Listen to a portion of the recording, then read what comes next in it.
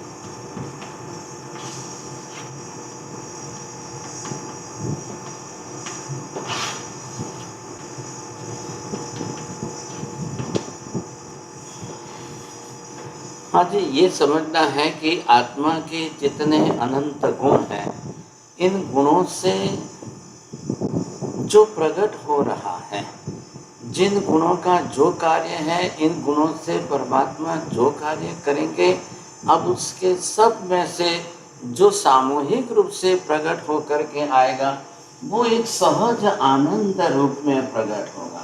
तो ये जो विशेषता आप देख रहे हो, अब इतने गुण जो है, जो गुण अंदर पूर्ण रूप में प्रकट हो चुके हैं, अब इन सब गुणों का जो सहज आनंद प्रकट होता जाएगा। ये इतना आनंद जो है हमने देख लिया। क्यों आनंद? अनंत आनंद कहने का कारण क्या है? सभी गुण अंदर अनंत प्रमाण में प्रकट हो चुके हैं।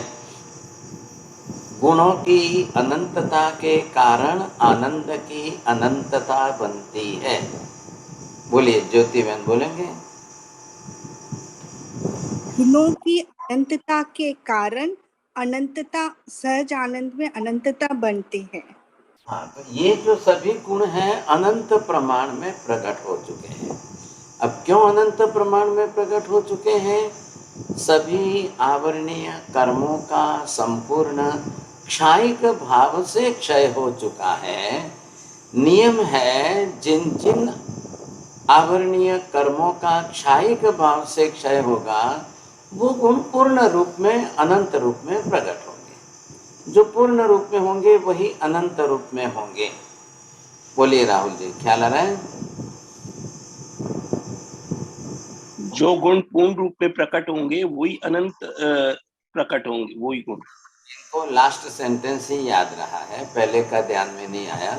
अब ये आपको देखना है यहाँ पर कि गुणों की जो पूर्णता है, क्योंकि एक बात हमने समझ ली, कोई आनंद कोई बाहर से तो आता नहीं है, आनंद कोई बाहर से आना भी नहीं है। आत्मा को छोड़ करके बाहर आनंद कहाँ है? आत्मा को छोड़ करके बाहर आनंद और किसी में है क्या? आनंद की अनुभूति करने वाला आत्मा को छोड़कर दूसरा कोई है क्या? बाहर कहीं आनंद पड़ा है क्या? तो कहाँ से आएगा? फिर क्यों आएगा? संभावना ही नहीं है सब। आत्मा के सिवाय के अन्य अस्थि कायात्मक चार द्रव्य आकाश धर्मास्तिका धर्मास्तिका और खुद का, बाहर तो किसी में आनंद नहीं है। कोई पदार्थ बाहर का आनंद की अनुभूति करने वाला कोई नहीं। फिर सवाल कहाँ खड़ा होता है? कोई आनंद बाहर से नहीं आ रहा है। आनंद की अनुभूति का गुण आत्मा में पड़ा है और वो आत्मा में ही प्रकट होने वाला है।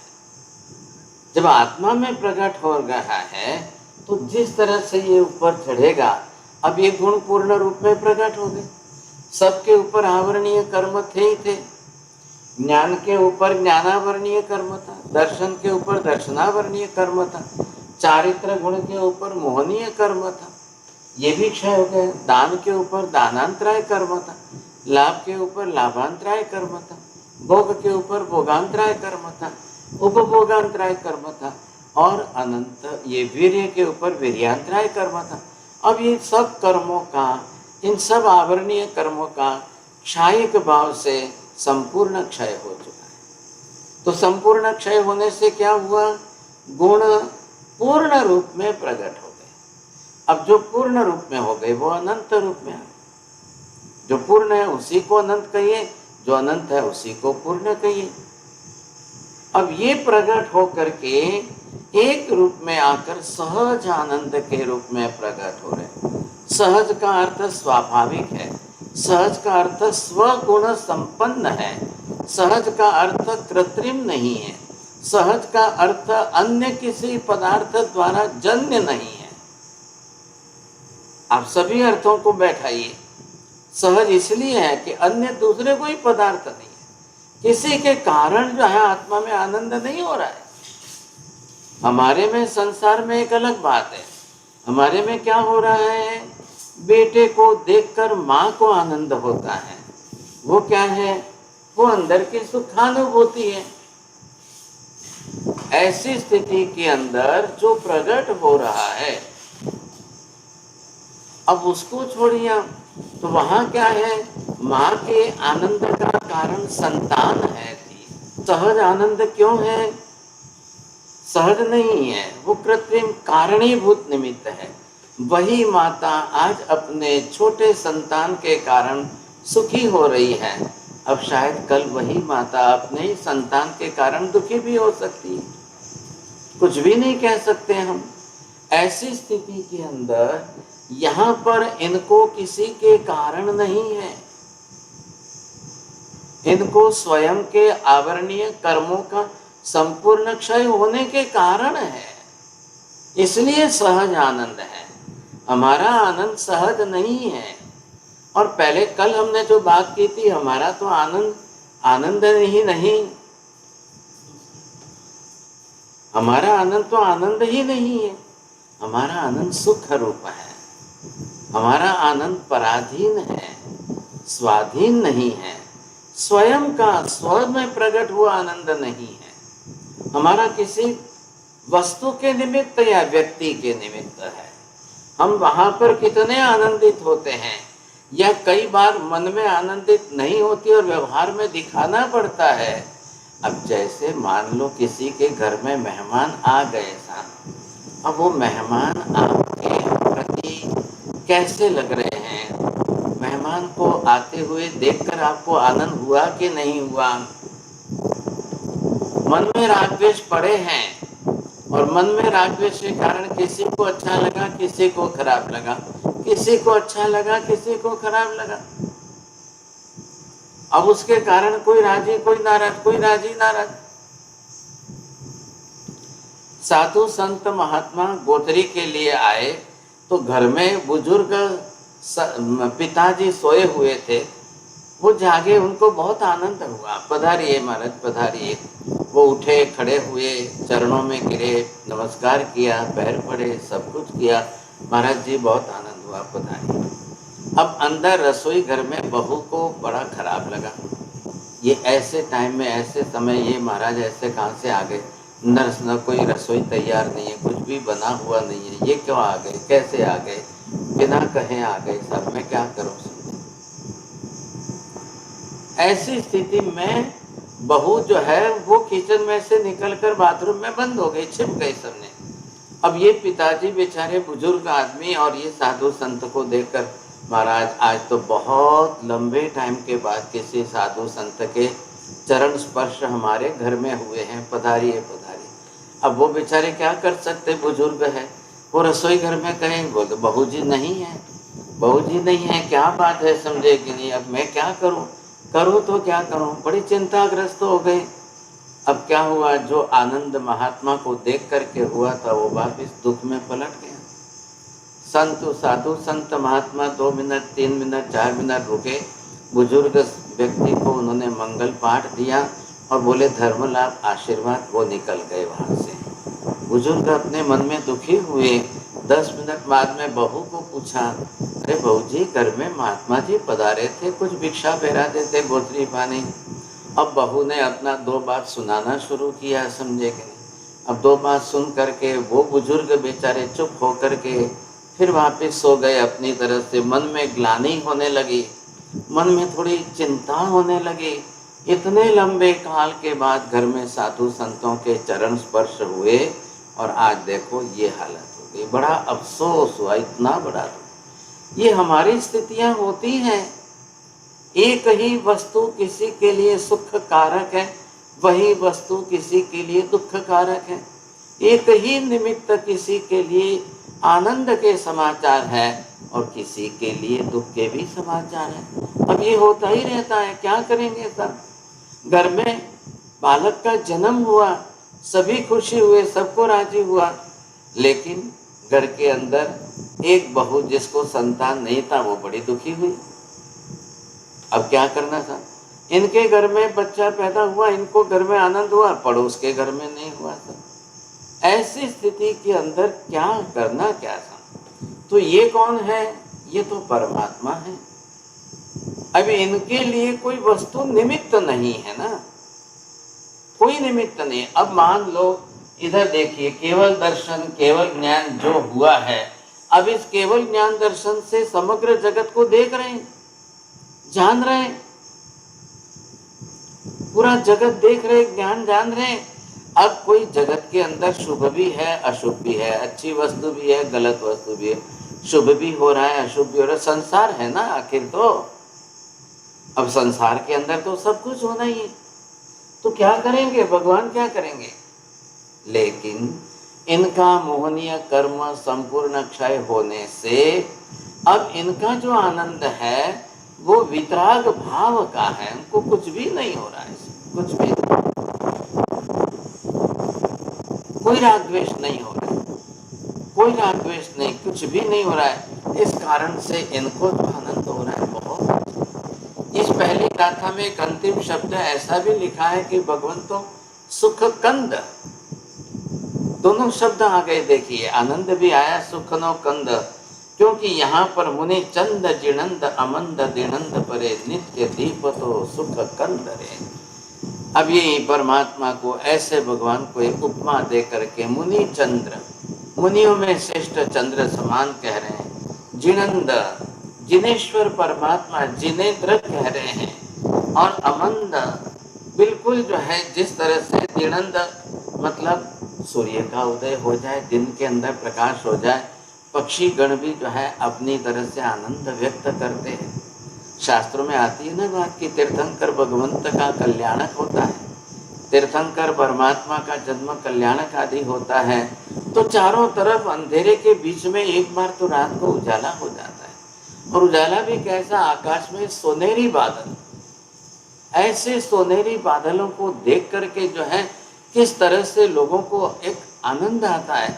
ये पक्षी गण उड़ने लग जाते हैं, चिड़िया चहराने लगती है, मोर बोलने लग जाता है, कोयल अपने कुकू करने लग जाती है। ये व्यक्त कर रहे हैं, अपनी तरह से आनंद व्यक्त कर रहे हैं। क्यों व्यक्त? अभी इनको क्या मालूम पड़ा है? क्या इनको समाचार मिले हैं कि भगवान का जन्म हुआ है?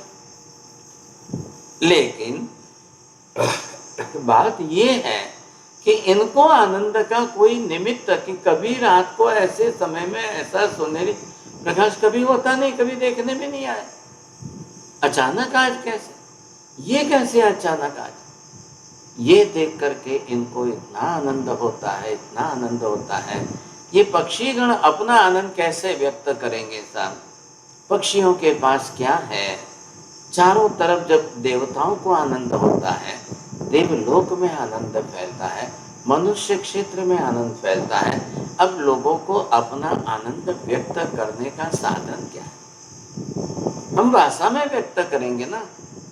इनको क्या है, सिद्ध हो गए तो अशरीरी है, सिद्ध नहीं हुए, मोक्ष नहीं हुआ तो यहाँ पर चार घाती कर्मों से रहित अवस्था में आनंदी है। फिर भी इतना ही आनंद इनके अंदर प्रकट है। तो ये जो शब्द यहाँ पर दिए हैं, गुण एक वितत्रिक परिणम्यो एम गुण अनंतनो वृंद हो। पहली गाथा की दूसरी पंक्ति को आप देखेंगे, आप लगेगा कि गुण अनंतनो वृंद हो। अब कितने गुण इनके अंदर और कितने गुण प्रकट हो रहे हैं, कितने गुण प्रकट हो रहे हैं, कैसे गुण प्रकट हो रहे हैं, इतने इन अनंत गुणों का आनंद इनको कितना आ रहा है, ये विशेषता यहाँ पर दी हुई है। ऐसी विशेषता अंदर इन गुणों का जो आनंद इनको प्रकट होगा वो सहज स्वरूप में होगा। ये सहज स्वरूप में आनंद इनका व्यक्त होता जाएगा। कितना बड़ा आनंद! तो क्या कहा आपने, पहले मैंने बात की थी वो 7वें सुपार्श्वनाथ भगवान का भी स्तवन देखा, थोड़ा सा वहाँ भी नजर कर लो, क्या समानता लगती है कि विषमता लगती है? श्री सुपास आनंद में गुण अनंतनो कंद हो जिन जी, ज्ञानानंदे पूर्णो पवित्र चारित्रानंद हो।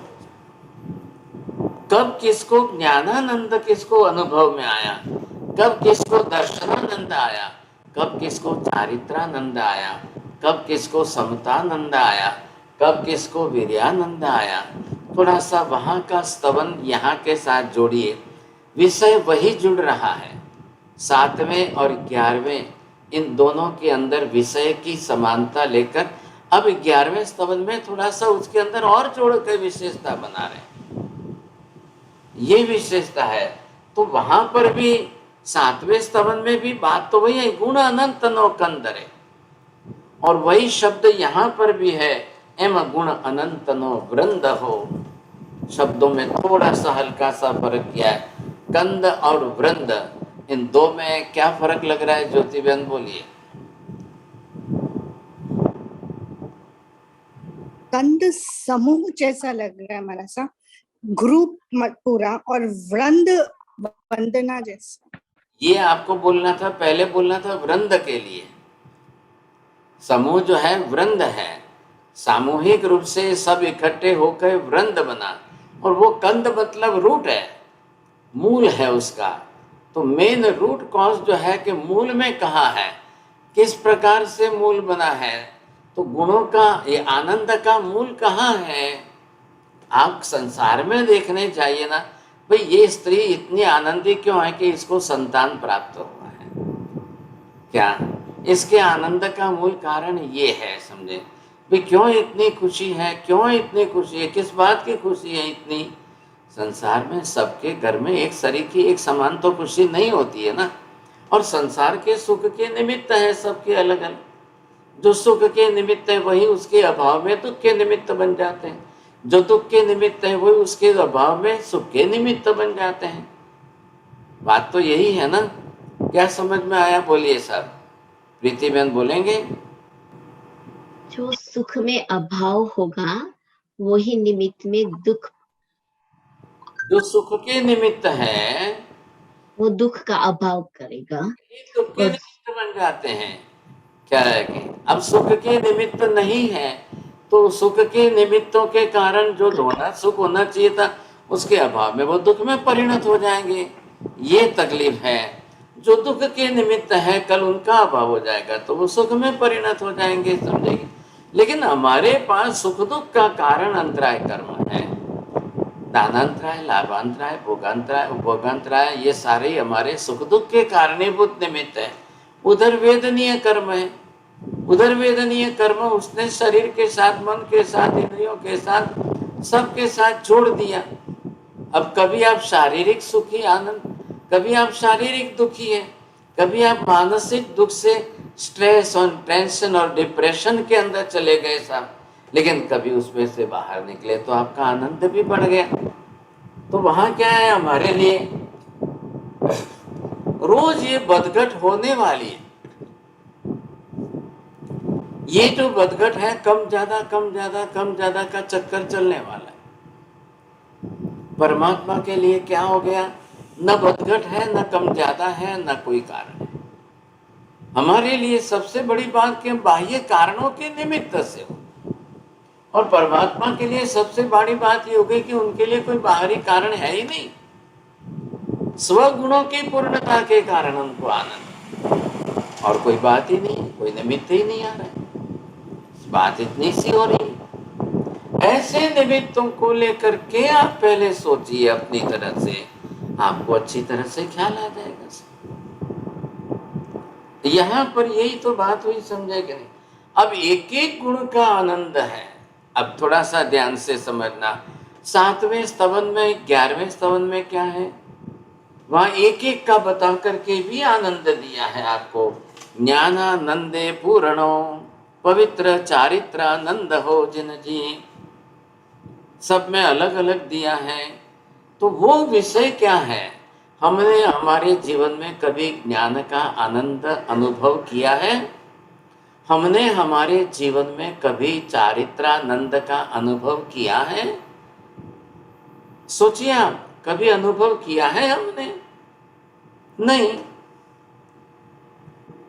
अब खाने पीने की चीज का बोलो, बाह्य निमित्त वस्तु व्यक्ति का निमित्त बोलो तो लोगों ने आनंद व्यक्त किया है। एक कन्या की शादी नहीं होती थी, उसकी शादी हो जाए तो वो कितनी खुश होती है। एक कन्या की शादी होके 10 बरस हो गए, संतान ही नहीं थी, उसको संतान प्राप्त हो जाए कितनी कितनी सुखी हो जाती है। एक भिखारी को एक लॉटरी लग गई और उसको 1 करोड़ रुपए आ गए साहब, कितनी राजी होता है, कितना भिखारी राजी होता है, कितना खुश होगा। अब उसने कभी सोचा था कल्पना में? वो बेचारा रास्ता पर है भिखारी के रूप में, कुछ भी नहीं है, लेकिन लॉटरी लग गई और 1 करोड़ रुपए उसके इनाम आ गया तो उसकी तो सीमा ही नहीं रहेगी साहब। यहां हमारे लिए ये सब समस्या है, पराधीन है। ज्ञानानंद कब किसने अनुभव किया है? अब जो चिंतन की धारा में चढ़े, चिंतन मनन करे, स्वाध्याय करे, अब उसको कोई नए नए तत्व खुलते जाए, नए नए रहस्य खुलते जाए तो उसको कितना आनंद होगा। और कभी कोई ध्यान में तल्लीन हो गए सर, उसके लिए ध्यानानंद हो जाएगा, उसको ध्यानानंद बोलेंगे आप। एक एक गुणों का अलग अलग करिए और फिर सबका सामूहिक करिए, तब बात अलग है साहब।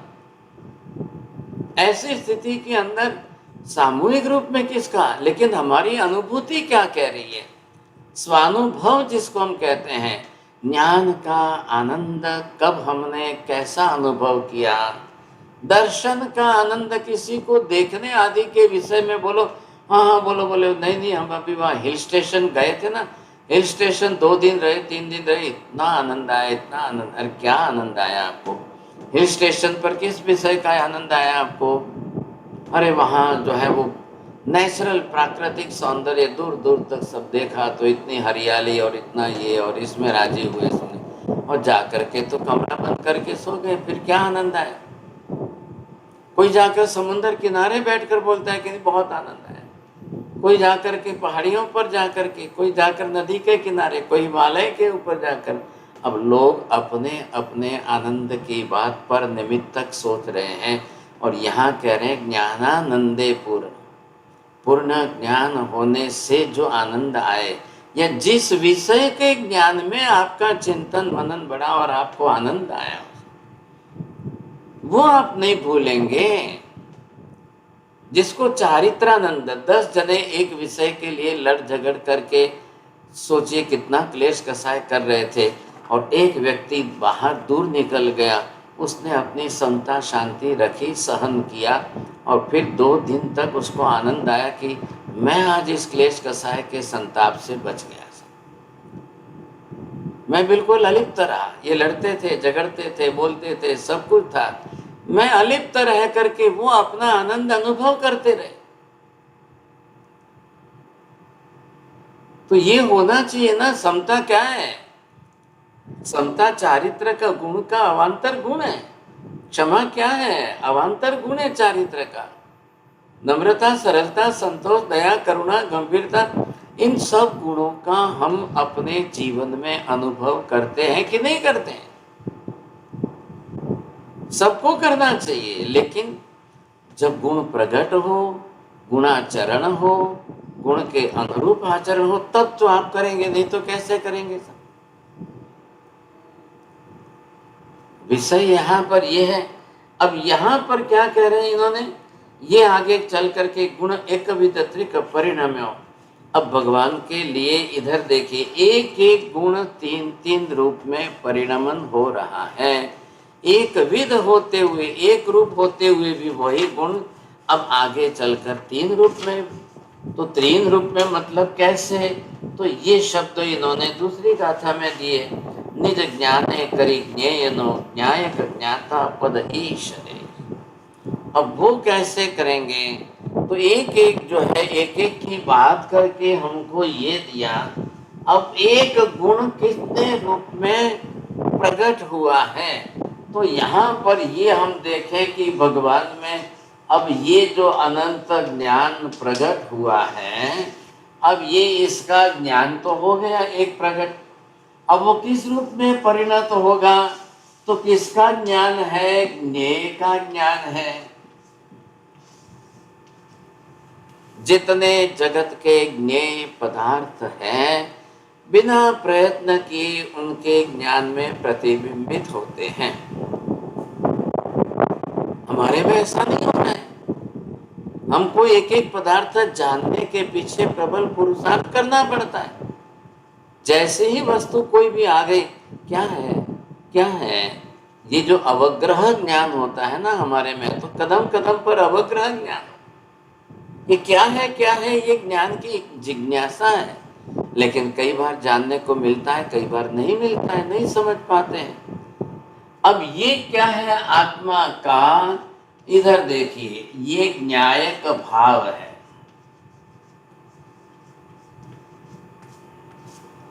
आत्मा में जानने का भाव जो है, ये आत्मा को क्या बना रहा है? ज्ञाता बना रहा है। ज्ञाता भाव जो प्रकट हो गया, तो ये ज्ञाता भाव किसके कारण प्रकट हो रहा है? तो ज्ञाता पद जो है, ये आत्मा की कक्षा तैयार हो रही है ना।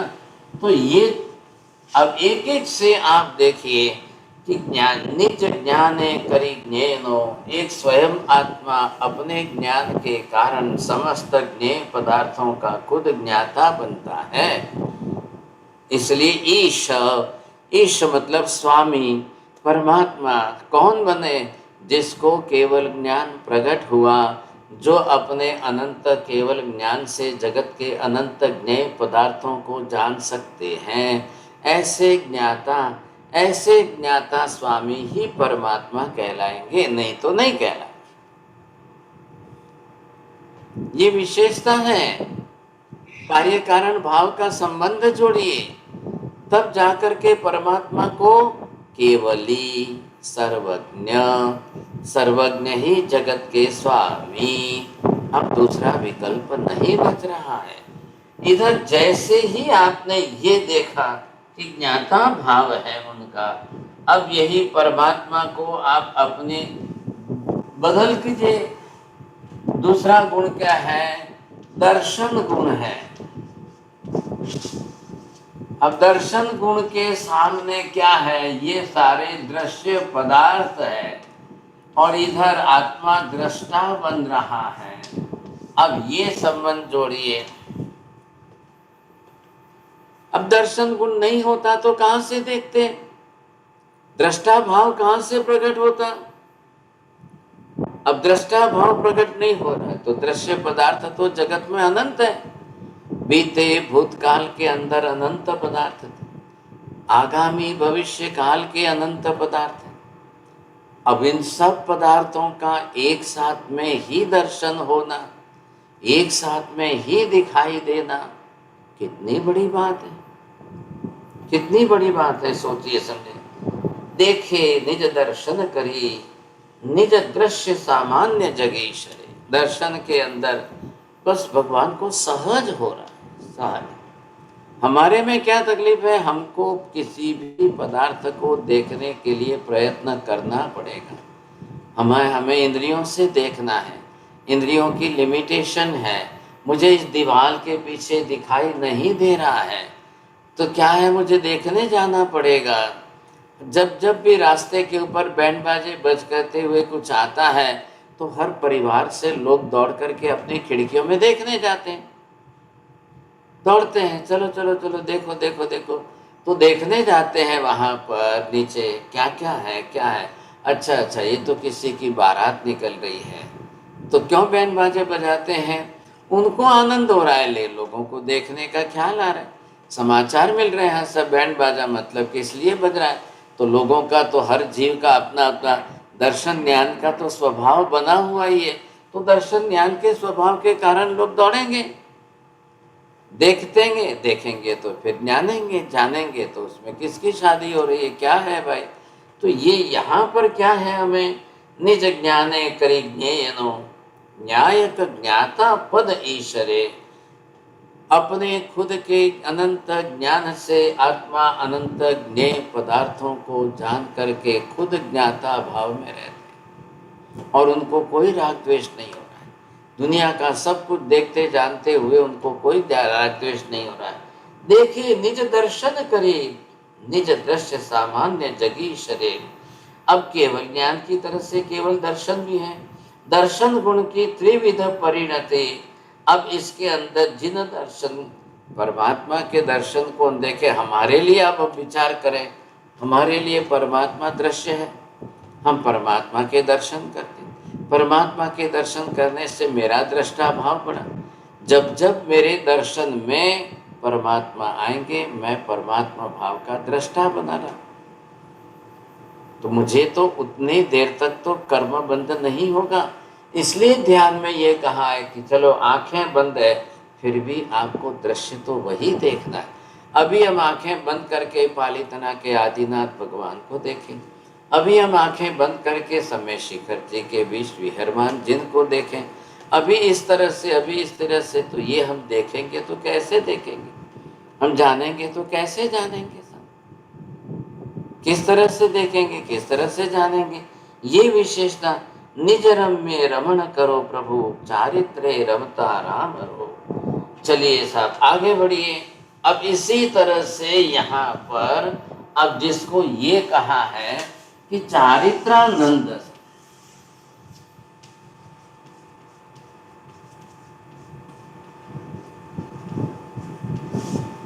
अरे चारित्रानंद हम किसको कहेंगे? चारित्र गुण जो अंदर था वो किसके कारण था? तो वो समता के कारण, नम्रता के कारण, सरलता के कारण, संतोष के कारण, दया के कारण, गंभीरता के कारण, धीरज के कारण।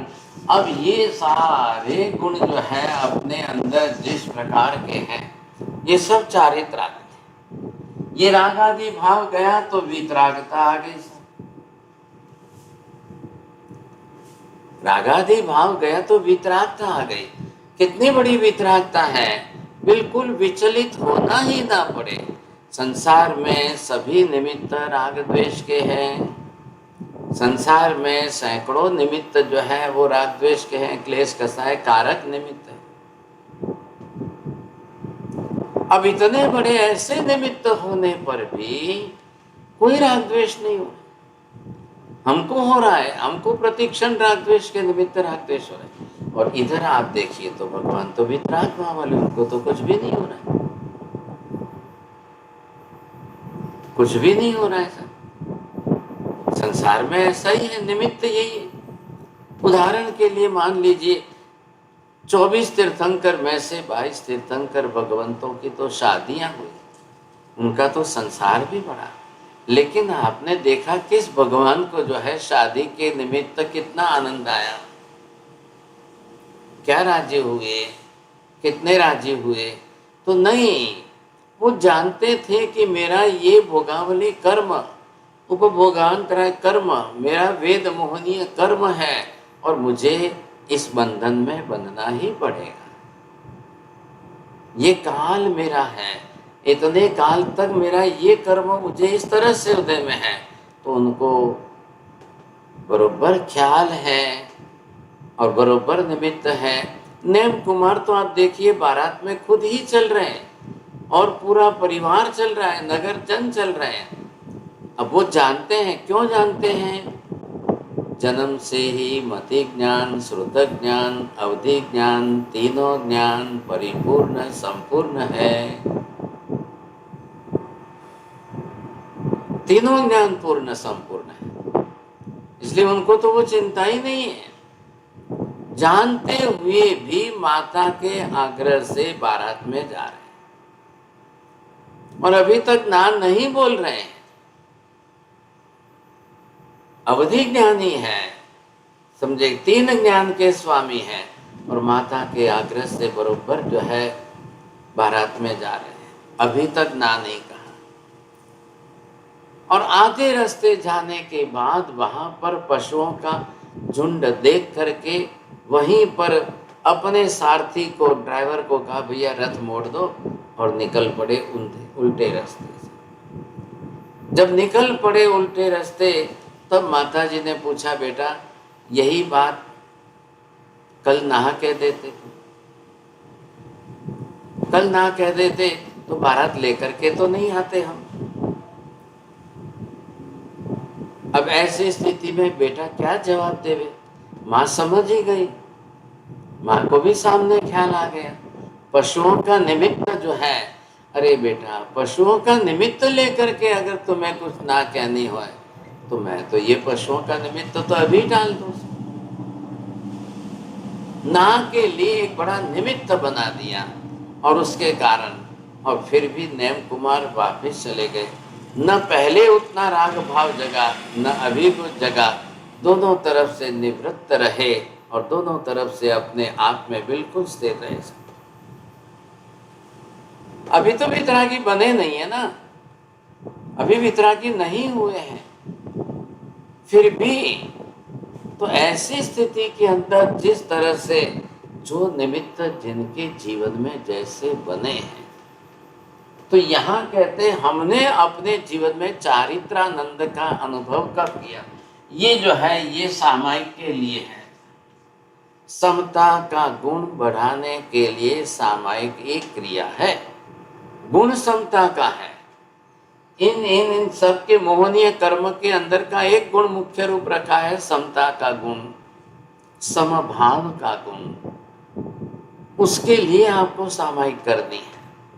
करते समय आप विधि पूर्वक लेकर कर रहे हो और फिर अंदर स्वाध्याय ही करना है। 2 मिनट सामायिक लेने के लिए कर्मी बनते उचरना है, बाद में तो आपको सच्चाई करूं, मैं स्वाध्याय में तल्लीन हो जाऊं।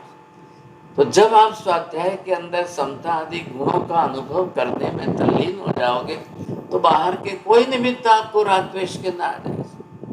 इसलिए जब हम सामायिक लेकर बैठ जाते हैं तो किसी प्रकार का राग द्वेष क्लेश कसाय का कोई निमित्त बीच में ही नहीं लाना है।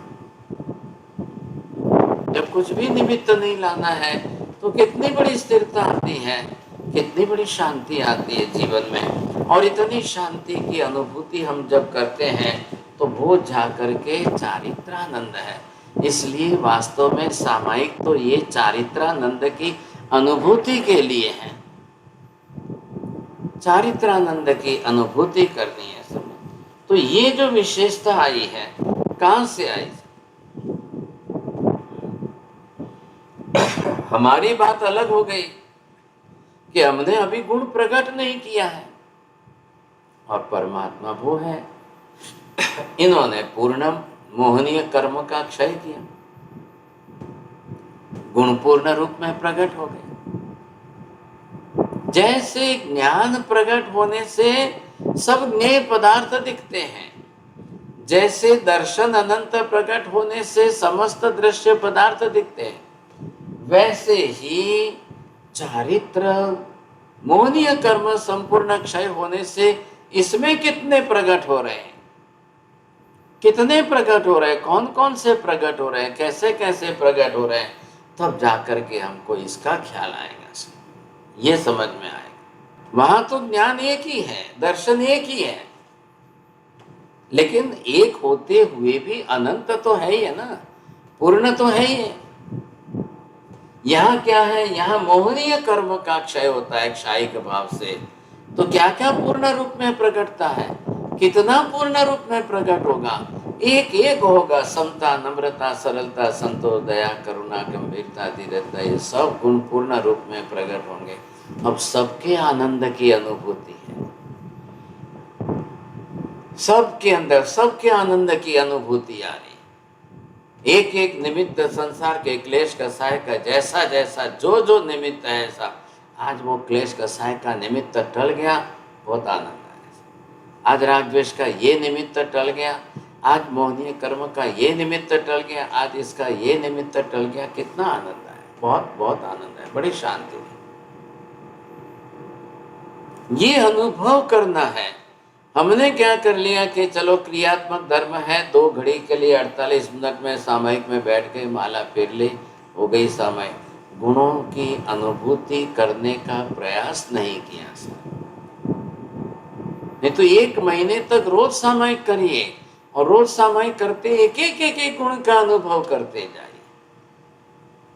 आज इस गुण सामायिक में हमने समता गुण लिया, आज इस सामायिक में हमने नम्रता गुण लिया है, आज इस सामायिक में हमने शांति का गुण अनुभव किया, आज इस सामायिक में हमने वितरागता का भाव अनुभव किया है, आज इस सामायिक के अंदर हमने ऐसा धैर्य गुण का अनुभव किया है।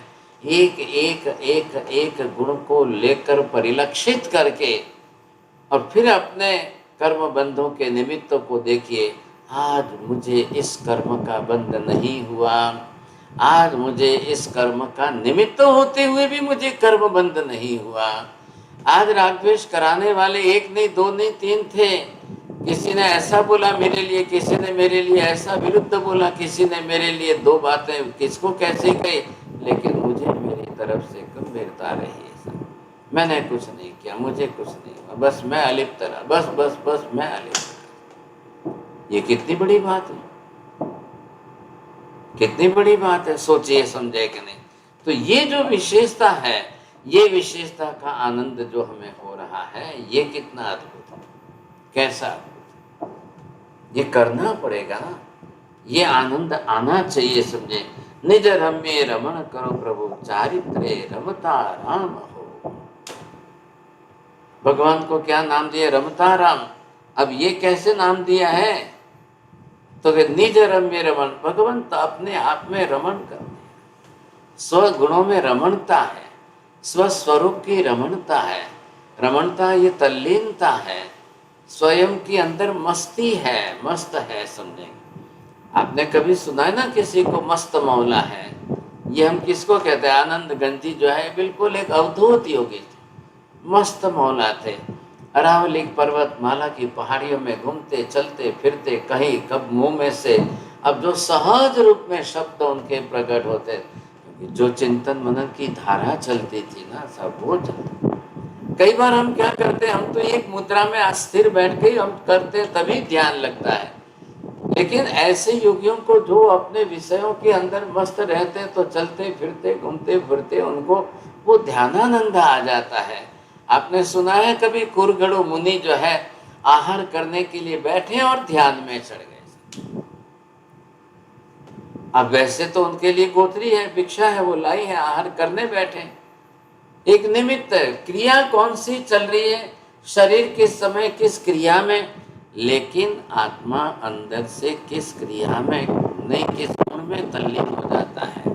तब शरीर की शारीरिक क्रियाएं धरी रह जाती है साइड में, और आत्म गुण की क्रिया की अनुभूति अंदर इतनी तीव्रता की कक्षा में बढ़ जाती है, और उस समय निद्रा इतनी ज्यादा होती है कि वो आहार करने बैठे कुरगड़ु मुनि को केवल ज्ञान। क्या संभव लगता है लोगों को? अगर ऐसे जिन जिन महात्माओं को केवल ज्ञान हुआ, उनके जीवन के सभी प्रसंगों को हम सुनते जाए तो कई बार ऐसा लगेगा कि ओह, ऐसा संभव है क्या? लेकिन वो बहुत बहुत मुश्किल होता है। हम ये नहीं सोच सकते कि चलो साहब मैं कुरगड़ु मुनि का निमित्त लेकर सोचूं मुझे भी इसी तरह से केवल ज्ञान हो जाए, चलो मैं भी खाने बैठता हूँ, सब आहार करने बैठ जाऊँ। ये मुश्किल बात है। लेकिन ऐसे ध्यान की धारा में अगर इस प्रकार की ऐसे स्थिरता आ जाए कभी, तो फिर जो है बहुत बड़ी बात होती है। नहीं, ऐसी बात नहीं है सब जगह। भोग अनंत ने भोग वो भोगे तेने भोगता स्वाम हो जिने। अब ले रहे हैं नीचे का अंतराय कर्म के क्षय होने से जो अंदर गुण जिस तरह से प्रकट हुए हैं, अब उनकी बात कर लीजिए आप। तो कौन सा गुण किस समय प्रकट हुआ है? अब ये अनंत वीर्य प्रकट हुआ है, ये तो परमात्मा को हुआ है। हमको क्या हुआ है? हमारा तो इतना बड़ा प्रबंध नहीं हुआ है। लेकिन अब आप ये देखिए कि हम अपने तरीके से जो प्रकट करते चल रहे हैं, उनके अंदर जो है वो क्या प्रकट हो रहा है? तो ये अनंत दान का गुण जो है वो प्रकट हो रहा है। ये अनंत लाभ का गुण क्या प्रकट हो रहा है? ये अनंत भोग का गुण क्या प्रकट हो रहा है? ये अनंत उपभोग का गुण कौन सा प्रकट हो रहा है? तो सभी सक्रिय कब है कि सहज रूप में अब आवरणीय कर्म ही नहीं है, इसलिए गुण सब प्रकट हो रहे हैं। तो ये जो गुण अपने आप में प्रकट हुए, भोगे अनंत भोग भोगे तेने भोगता स्वाम। जैसे हमने इन्होंने क्या कहा है, पहली गाथा में शब्द है गुण एक विध त्रिक परिणाम। एक एक गुण तीन तीन रूप में प्रकट हो रहा है। ज्ञाता ज्ञेय ज्ञान ज्ञाता भाव जो है जिस तरह से प्रकट हुआ, दृश्य दृष्टा दर्शन का भाव जो प्रकट हुआ है, वो इस तरह से एक एक गुण प्रकट हो रहा है। वो तीन तीन रूप में प्रकट हो रहा है। गुण परिणमन होना है। अब सोचिए, आप ज्ञेय पदार्थ जगत में नहीं होते तो ज्ञान में कहां से दिखाई देते? समुन्दर में खाराश नहीं होती तो कोई नहीं कहता कि भाई समुन्दर खारा है। कोई कैसे कह देता? आकाश इतना अनंत नहीं होता, लोकालोक व्यापी इतना बड़ा आकाश नहीं होता तो केवली नहीं कहते। और अलोक आकाश के अंदर अनंत आकाश प्रदेश नहीं होते तो कोई नहीं कहते ना।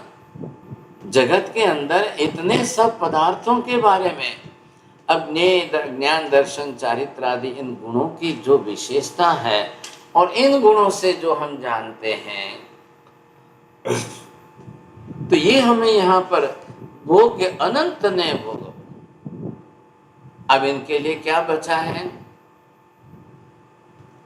अनंतता सब गुणों में आ गई। ध्यान रखिए, ज्ञान दर्शन का समझना बहुत आसान है, लेकिन यहाँ दान लाभ भोग उपभोग का समझना बहुत कठिन जाएगा। हमारी बुद्धि में मेमोरी में एक यानी दान मतलब किसी को देना है, दान मतलब किसी को कुछ देना है। क्या हमने इतना ही समझा है? अब जो मोक्ष में गए और सिद्ध बन गए और उनके अनंत दान गुण का प्रकटीकरण हुआ, वो किसको क्या देने जाएंगे? बात तो यही आ रही है ना। सशरीरी हो सिमंदर स्वामी इस समय शरीर में है और उनका जो है अनंत दान गुण प्रकट हो चुका है अंतराय कर्म के क्षय होने के कारण। तो अंतराय कर्म के ही अंदर की ये प्रकृति है दानांतराय कर्म, ये क्षय हो गई और अनंत दान गुण प्रकट हो रहा है। अब सिमंदर स्वामी प्रतिदिन इतनी देशना में जो जगत को ज्ञान दे रहे हैं, उपदेश दे रहे हैं, भगवान देशना दे रहे हैं, सोचिए आप कितनी बड़ी बात हो रही। तीर्थंकरों के सिवाय दूसरे कोई 6-6 घंटे देशना नहीं देते हैं, 2-2 प्रहर तक देशना देने वाले कौन है?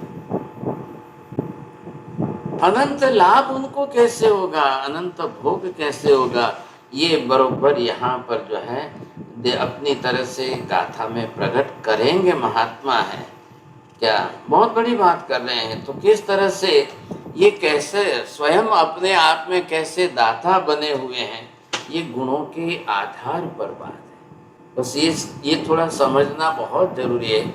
स्वयं के अंदर दान लाभ भोग उपभोग और वीर्य शक्ति का उपयोग अंदर कैसे करना हमारे में है। हमारे आवरणीय कर्मों से दबे हुए ढके हुए, हमारा क्षयोपशम होकर थोड़ा थोड़ा भी प्रकट होगा, हम थोड़ा थोड़ा दान आदि देंगे, हम आनंदी हो जाएंगे, राजी हो जाएंगे। या कोई हमको देखा, हमको मिलेगा और हम राजी हो जाएंगे। जगत का व्यवहार है, लेन देन का व्यवहार है, भोग उपभोग का व्यवहार है। लेकिन ये हमें थोड़ा सा समझना है कि अब सिद्ध परमात्मा में कैसे ये अनंत दान, अनंत लाभ, अनंत भोग, अनंत उपभोग, अनंत वीर, ये कैसे घटित होता है, ये हम थोड़ा समझने की कोशिश करेंगे। समय तो बहुत जल्दी होता है, घड़ी भागती है आगे। बोलिए साहब, प्रश्न पूछना है किसी को? चलिए मीना बहन जी बोलिए। What does parinaman mean? Conversion in that, हाँ, गुण उसके अंदर परिणत हो जाए, उसको बोलते हैं परिणमन। This is the language no here. बोलो ज्योति बहन। जैसे ज्ञान का ज्ञेय, ज्ञायक भाव और ज्ञाता तीन, एक गुण का 3 हुआ, वैसे चारित्र का कैसे होता है हमारा? तो 3 सबके तीनों के करते जाओ ना। चारित्र में समता, नम्रता, सरलता किसको है? समता कौन रखेगा? समता किस विषय में रखेगा? समता रखने के निमित्त कौन से हैं? वितरागता किस में आई? किस निमित्त को? सामने दूसरे को क्लेश कसाय करते हुए देख करके आपने समता रखी है ना। तो समता का भाव, समभाव किसका है? समभाव आत्मा का अपना है। अब समभाव के लिए निमित्त सामने कौन है? और फिर समता आपके गुणों की रमणता किसको आई, फिर इसका आनंद किसको आएगा, ये विशेषता बरोबर बैठाते रहिए। चारित्रानंद के अंदर सब लीजिए, एक बाय एक एक करके, एक एक लेकर के आप प्रत्येक के साथ जोड़ते जाइए इसमें।